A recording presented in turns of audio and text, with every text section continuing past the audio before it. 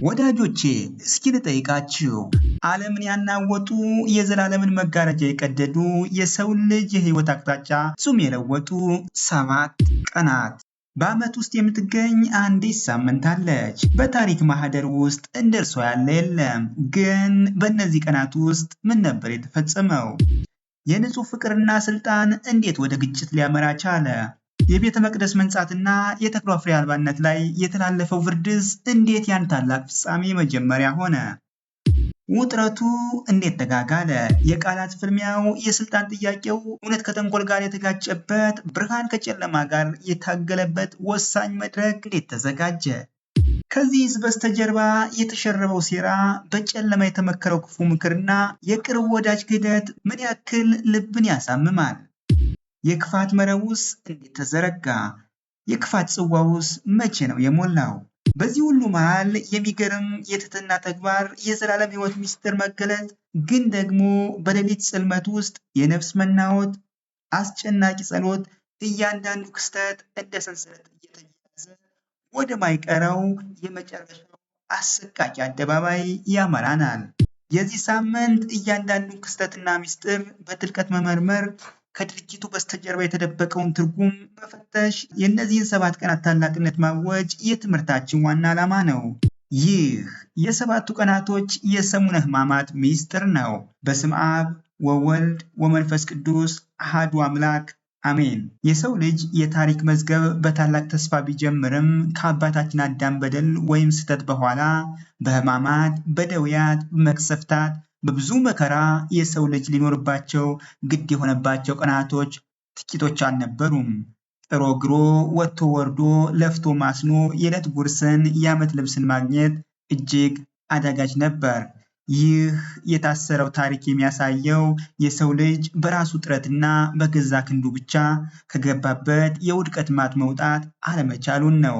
በዚያ የጨለማ ዘመን የሰው ልጅ ቢያጠፋ እና ቢበድል፣ ከእግዚአብሔር ሕግ ቢወጣ፣ አልፎ ተርፎም ጽድቅን እንኳን ቢሰራ የሚቀበለው ውጤት ፍዳና ኩነኔ ብቻ ነበር።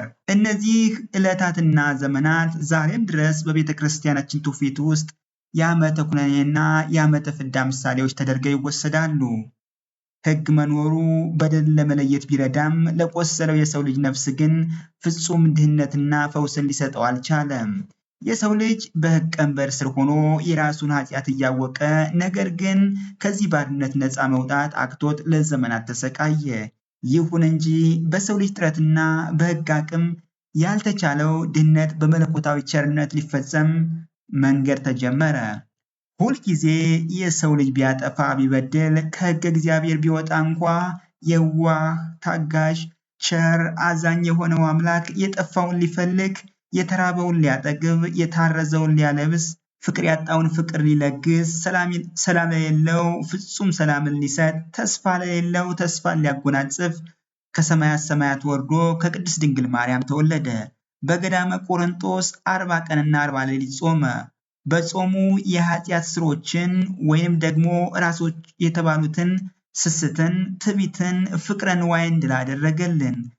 እኛም እርሱ የጾመውን ጾም እንድናከብር እንድንጾም ዲያብሎስን ድል አድርጎ እኛም ዲያብሎስን ድል እንድነሳው ኃይልና ምሳሌ ሆነን።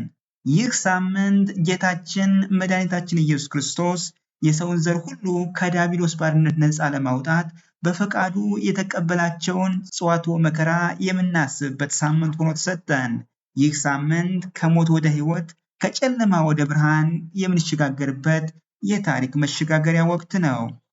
የሰው ልጅ በራሱ ጥረት ሊወጣ ያልቻለውን የጨለማ ሕይወት ክርስቶስ በሕመሙና በሞቱ እንዴት እንደቀየረው የምናይበት፣ ታላቁን ድህነት ያገኘንበት ሳምንት ነው።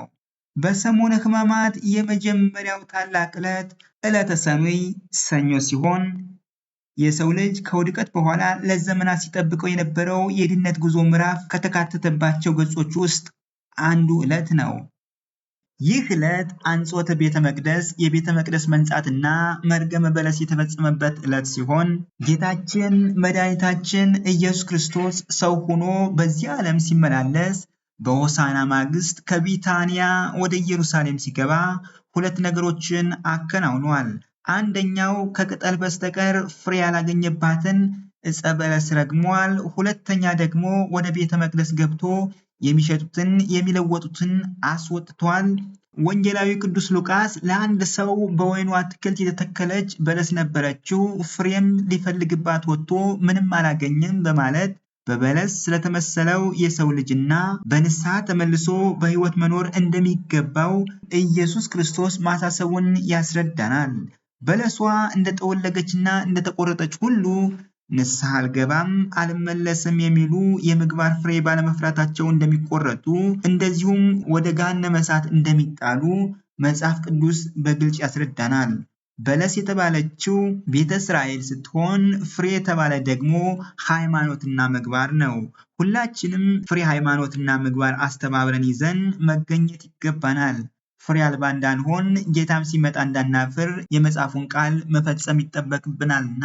ውድ የእግዚአብሔር ቤተሰቦች ዛሬ ጌታችን መድኃኒታችን ኢየሱስ ክርስቶስ ወደኛ ሕይወት ቢመጣ ምን ያገኝብን ይሆን? ፍሬ ወይስ ቅጠል? የእግዚአብሔር ቃል ለንስሐ የሚገባ ፍሬ አድርጉ ይለናልና እግዚአብሔር ከኛ የሚፈልገውን የመንፈስ ቅዱስ ፍሬ እናፍራ። ሕይወትን በአምላካዊ ስልጣን የቃኘ እግዚአብሔር አምላክ ለፍርድ በመጣ ጊዜ የእምነት ፍሬ አፍርተን እንዲያገኘንና ዘላለማዊ መንግስቱን እንዲያወርሰን የጽድቅ ስራ ለመስራት መትጋት ይኖርብናል። ሁለተኛው ዕለት ደግሞ ዕለተ ሰሉስ ወይም ደግሞ ማክሰኞ ሲሆን ይህ ቀን ጌታችን መድኃኒታችን ኢየሱስ ክርስቶስ ሰኞ በተናገረውና ባደረገው ላይ አይሁድ ጥያቄ ያቀረቡበት እርሱም መልስ በመስጠት ያስተማረበት ዕለት ሲሆን በዚህ ምክንያት የጥያቄና የትምህርት ቀን በመባል ይታወቃል። በዚህ ዕለት ጌታችን መድኃኒታችን ኢየሱስ ክርስቶስ በቤተ መቅደስ ረጅም ትምህርት ስላስተማረ ዕለቱ የትምህርት ቀን ይባላል።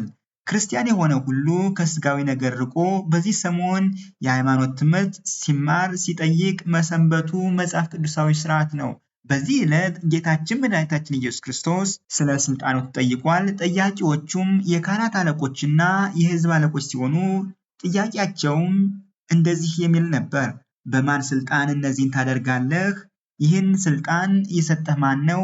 የሚል ጥያቄ ያቀረቡለት። ይህ ጥያቄ ጌታችን መድኃኒታችን ኢየሱስ ክርስቶስ ሰኞ ዕለት ሁለት ነገሮችን ማከናወኑን ተከትሎ የተነሳ ጥያቄ ሲሆን ይኸውም ጌታችን ሲያደርጋቸው የነበሩ ታምራትና ድንቅ ድንቅ ስራዎች የካህናት አለቆችን ስላስቀኗቸው ጌታችንን ከሮም መንግስት ባለስልጣናት ጋር ለማጋጨት የቀየሱት ስልት ነበር። ጌታችን በቤተ መቅደስ የነበሩትን ነጋዴዎችን አባሯል። መደባቸውን ገለባብጧል። ነጋዴን ማባረርና መደብን ማስለቀቅ መንግስታዊ ስራ ሲሆን ጌታችን በራሴ ስልጣን ቢላቸው ጸረ መንግስት አቋም አለው በማለት ከሮም መንግስት ዘንድ ለማሳጣት ነበር እቅዳቸው። ነገር ግን ጌታችን መድኃኒታችን ኢየሱስ ክርስቶስ የፈሪሳውያንን ጠማማ ሐሳብ ቀድሞ ስለሚያውቅ እንዲህ ሲል ጥያቄ ያቀረበላቸው። የዮሐንስ ጥምቀት ከየት ነው? ከሰማይ ነው ወይስ ከምድር? ሲል ጠይቋቸዋል። ጌታችን ፈሪሳውያን ላቀረቡት ጥያቄ ቀጥተኛ ምላሽ አልሰጣቸውም። ምክንያቱም ጥያቄው ለከሳሾች ዓላማ መሳካት አመቺ ሁኔታን ስለሚፈጥር ጥያቄውን በጥያቄ መልሶላቸዋል። እነርሱም ከሰማይ ነው ቢሉት ለምን አላመናችሁም እንዳይላቸው፣ ከሰው ነው ቢሉት ደግሞ ሕዝቡ ዮሐንስን እንደ አባት ይፈሩት እንደ መምህር ያከብሩት ነበርና ሕዝቡ እንዳያሳጧቸው ስለፈሩ ከወዴት እንደሆነ አናውቅም ብለው መለሱለት። እርሱም እኔም በማን ስልጣን እነዚህን ነገሮች እንደማደርግ አልነግራችሁም አላቸው። ይህን ጥያቄ መጠየቃቸው እርሱ የሚያደርጋቸውን ተግባራት ሁሉ በራሱ ስልጣን እንደሚያደርግ አተውት አልነበረም። ልቦናቸው በክፋትና በጥርጥር ስለተሞላ ነበር እንጂ። ዛሬም ቢሆን መልካም ስራን በሰራን ጊዜ ከልዩ ልዩ ወገኖች የሚመጡ ፈተናዎች ለመልካም ስራችን እንቅፋት ሊሆኑ እንደሚችሉ መገንዘብ ይኖርብናል። ሶስተኛው ዕለት ደግሞ ዕለተ ረቡዕ። ይህ ዕለት የአይሁድ ሊቃነ ካህናት፣ ጸሐፍት፣ ፈሪሳውያን ጌታን እንዴት መያዝ እንደሚችሉ ምክር የጀመሩበት ቀን ሲሆን በቅዱስ ማቴዎስ እና በቅዱስ ማርቆስ አመዘጋገብ መሰረት በዕለተ ረቡዕ የሚከተሉ ሶስት ነገሮች ተፈጽመዋል። አንደኛ፣ የካህናት አለቆች፣ የሕዝብ ሽማግሌዎችና ጸሐፍት ፈሪሳውያን በጌታችን ላይ ተማክረዋል። ሁለተኛ ደግሞ ጌታችን በስምዖን ዘለምጽ ቤት እንዳለ አንዲት የተጸጸተች ሴት ሽቱ ቀብተዋለች። ሶስተኛው ደግሞ ከዳተኛው ይሁዳ ጌታችንን አሳልፎ ለመስጠት ከጸሐፍት ፈሪሳውያን ከካህናት አለቆች ዘንድ 30 ብር ለመቀበል የተስማማበት ዕለት ነው። ሌላው ዕለተ ሐሙስ ጌታችን አምላካችን መድኃኒታችን ኢየሱስ ክርስቶስ በዚህ ዕለት ፍጹም ሰው ፍጹም አምላክ መሆኑን ለመግለጽ እንዲሁም ደግሞ ለአርያነት ሲጸልይ በማደሩ ምክንያት ዕለቱ ጸሎተ ሐሙስ በመባል ይታወቃል። ትሕትናን፣ ፍቅርን እንደዚሁም የአገልግሎት ትርጉምን ለማስረዳትና ለማስገንዘብ ጌታችን የደቀ መዛሙርትን እግር በማጠቡ ዕለቱ ሕጽበተ ሐሙስ በመባል ይጠራል። ጌታችን የደቀ መዛሙርቱን እግር ባጠበ ጊዜም ያደረግኩላችሁን ታስታውሳላችሁን? እንግዲህ እኔ ጌታና መምህር ስሆን እግራችሁን ካጠብሁ እናንተ ደግሞ እርስ በርሳችሁ ትተጣጠቡ ዘንድ ይገባችኋል በማለት የእርሱን አርአያነት መከተል እንደሚገባ በዮሐንስ ወንጌል ምዕራፍ 13 አስተምሮናል። ዕለተ ሐሙስ ጌታችን ይህ ስለ እናንተ በመስቀል ላይ የሚቆረሰው ሥጋዬ ነው፣ እንካችሁ ብሉ፣ ይህ ስለ እናንተ የሚፈሰው ደሜ ነው፣ ከእርሱም ጠጡ በማለት ሚስጥራተ ቁርባንን የመሰረተበት የጀመረበት ቀን በመሆኑ የሚስጥር ቀን ተብሎም ይጠራል። ይኸውም ምዕመናን ሥጋውና ደሙን ተቀብለን ከእርሱ ጋር አንድነትና ኅብረት እንዲኖረን ጥንተ ጠላት ዲያብሎስን ፍጹም ድል ነስተን ሰማያዊ ርስተ መንግስትን እንድንወርስ ለማስቻል ነው። አይሁድ ጌታችንን የያዙበት ቀን ስለሆነ በዚህ ዕለት በለሆሳስ ብዙ ድምፅ ጩኸት ሳይሰማ የቅዳሴ ስርዓት ይፈጸማል። መላው ሕዝበ ክርስቲያን የሕጽበት የሚስጥር የጸሎት ቀን በተባለው በዚህ ዕለት በንስሐ ታጥበው ሥጋ ወደሙን እንዲቀበሉ ቤተ ክርስቲያን በአጽንኦት ታስተምራለች። ዕለተ ዓርብ ሐዋርያው ቅዱስ ጳውሎስ አውቀውስ ቢሆን የክብር ጌታን ባልሰቀሉት በማለት እንደተናገረ ይህ ዕለት የአይሁድ ካህናት ንጹሕና ጻድቅ የሆነውን ጌታችንን ያለ በደሉና ያለ ጥፋቱ በሐሰት ወንጅለው የሰቀሉበት ጌታችንም በፈቃዱ በመስቀል የተሰቀለበት ዕለት ሲሆን ይህ ዕለት ጌታችን መድኃኒታችን ኢየሱስ ክርስቶስ የዓለም ሁሉ መድኃኒት ለአዳምና ለልጆቹ ሲል በመስቀል ላይ በቀራንዮ አደባባይ ተሰቅሎ መዋሉን የምናስብበት ታላቅ ዕለት ነው። በዚህ ጊዜ አሳልፎ የሰጠው ይሁዳ እንደተፈረደበት አይቶ ተጸጸተ። 30ውንም ብር ለካህናት አለቆችና ለሽማግሌዎች መልሶ ንጹሕ ደም አሳልፌ በመስጠቴ በድያለሁ አለ። ይሁዳም ብሩን በቤተ መቅደስ ጥሎ ሄደና ታንቆ ሞተ። የካህናት አለቆች ብሩን አንስተው የደም ዋጋ ነውና ወደ መብዓ ልንጨምረው አልተፈቀደም አሉ። ተማክረውም ለእንግዶች መቃብር የሚሆን የሸክላ ሰሪ መሬት ገዙበት። ስለዚህ ያ መሬት እስከ ዛሬ ድረስ የደም መሬት ተባለ። ዕለተ ዓርብ እኛ የሰው ልጆች በዘር ኃጢአት እንኖርበት የነበረው የጨለማ ሕይወት ያከተምበት ፍጹም ድህነት ያገኘንበት ታላቅ ዕለት ሲሆን ክርስቲያኖች ሁልጊዜም ዕለተ ዓርብ ሲመጣ የክርስቶስን ሕማሙን፣ ስቅለቱን፣ ሞቱን የምናስብበት ዕለት ሊሆን ይገባል።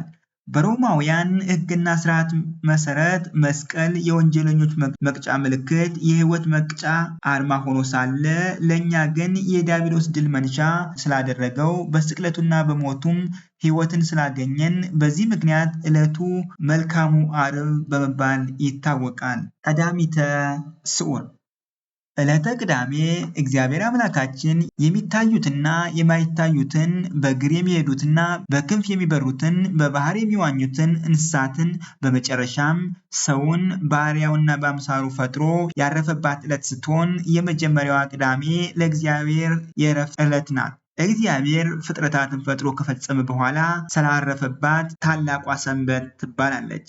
ይህችን ዕለት እስራኤላውያን እንዲያከብሯት ታዟል። ዕለተ ቀዳሚት በዘመነ ሐዲስም የተለየች የደህንነት ሥራ ተከናውኖባታል። እግዚአብሔር ጥንተ ስነ ፍጥረትን በመፍጠር ዕረፍት እንዳደረገባት ሁሉ የፍጥረት ርዕስ የሆነውን አዳምን ለማዳን ሕማምና ሞት የተቀበለው አምላካችን ክርስቶስ በመቃብር አርፎባታል። ቀዳሚተ ሰንበት ጌታችን መድኃኒታችን ኢየሱስ ክርስቶስ በከርሰ መቃብር አርፎ የዋለባት ዕለት በመሆኗ ቀዳሚተ ስዑር ትሰኛለች።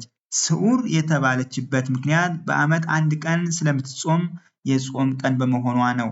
የጌታችን የመድኃኒታችን ኢየሱስ ክርስቶስ እናት ቅድስት ድንግል ማርያም እንዲሁም ወዳጆቹ ቅዱሳን ሐዋርያት ጌታችን ተላልፎ ከተሰጠበት ዕለት ጀምሮ ብርሃነ ትንሣኤውን እስኪያዩ ድረስ እህል ውሃ ባፋቸው አልዞረም።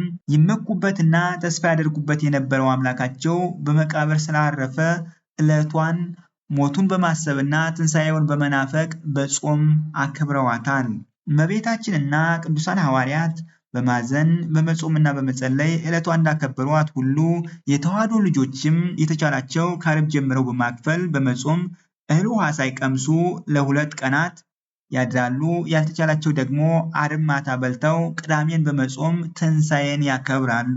በዚህ ዕለት ከሰኞ ከሆሳዕና ማግስት ጀምረው እስከ ዕለተ ዓርብ ድረስ በስግደትና በጾም ያሳልፉ ምዕመናን በዕለተ ቅዳሜ በቅጽረ ቤተ ክርስቲያን ይሰባሰባሉ። የጠዋቱ ጸሎት ሲፈጸም ካህናቱ በመስቀል ሰላምን መሰረተ እያሉ በቤተ ክርስቲያን ለተሰበሰቡት ምዕመናን የምስራች ቄጠማን ያድላሉ። ቄጠማው የምስራች ምልክት ነው። ቄጠማው የምስራች ምልክት ተደርጎ የተወሰደው በኖህ ዘመን ከተፈጸመው ታሪክ ጋር በማቆራኘት ሲሆን ቅዱስ መጽሐፍ እንደሚነግረን በጻድቁ ኖህ ዘመን የነበሩ ሕዝቦች ከሕግ እግዚአብሔር ውጭ ሆነው እጅግ የሚያሳዝን ኃጢአት በሰሩ ጊዜ በንፍር ውሃ ተጥለቅልቀዋል። በወቅቱ ጻድቁ ኖህ ወደ መርከቡ ይዟቸው ከገባው እንስሳት መካከል የውሃውን መጉደል ለመረዳት እርግብን በመርከብ መስኮት አሾልኮ ይለቃታል። እርሷም ቄጠማ በአፏ ይዛ ትመለሳለች። ኖህም በዚህ ቄጠማ የውሃውን መድረቅ ተረድቶ ተደስቷል። ቄጠማ ለጥፋት ውሃ መድረቅ የምስራች መንገሪያ እንደሆነ ሁሉ አሁንም በክርስቶስ ሞተ ነፍስ ከሰው ልጆች ተወገደ ስትል ቅድስት ቤተ ክርስቲያን ለልጆቿ ቄጠማ ታድላለች። ምዕመናን የምስራች ተምሳሌት የሆነውን ቄጠማ በግንባራቸው ያስሩታል። የክርስቶስ ተከታዮች ሁሉ ከጨለማ ወደ ብርሃን መመለሳቸውን በዚህ አኳኋን እየገለጹ በዓለ ትንሣኤን በቅድስት ቤተ ክርስቲያን ያከብራሉ። ወስብሐት ለእግዚአብሔር። ይቆየን። አሜን።